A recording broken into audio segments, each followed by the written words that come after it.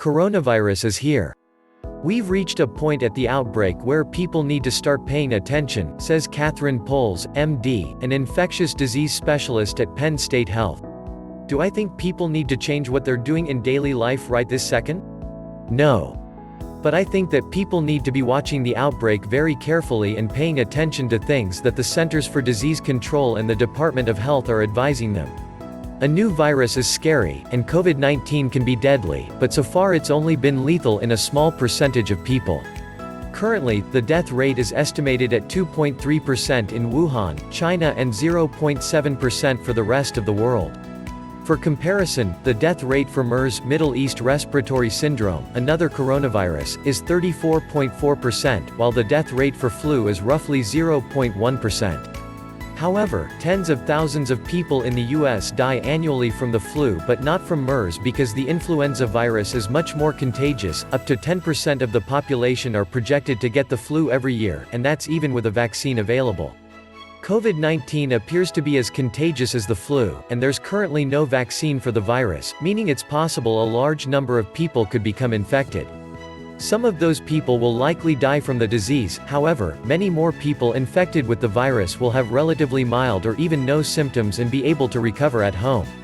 So, while people shouldn't freak out about the virus, they should do everything they can to prevent a full-fledged outbreak.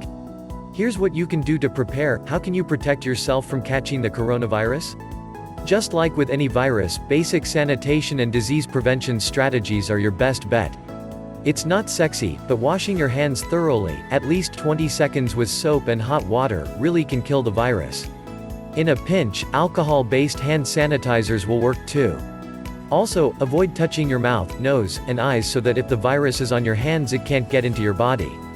Similar to the flu, COVID-19 is thought to be primarily spread through droplets in coughs and sneezes.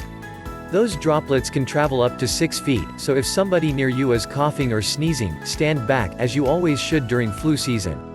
You don't want those droplets landing on you or getting in your nose or mouth. The virus can also survive for at least a couple of hours and possibly longer on surfaces or objects, which you can then touch and become infected from. If you've been out in public, a good practice is to wash your hands as soon as you get inside, and certainly before you eat or touch your face.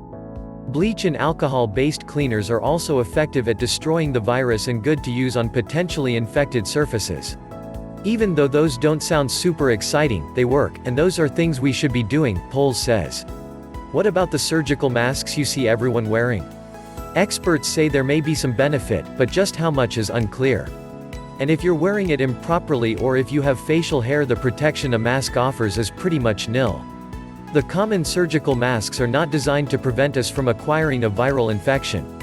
There are really no scientific data of note that would commend the wearing of masks, says William Schaffner, 1500, professor of preventive medicine and infectious diseases at Vanderbilt University School of Medicine. Might they provide a little bit of protection? Yes, it just hasn't been well documented.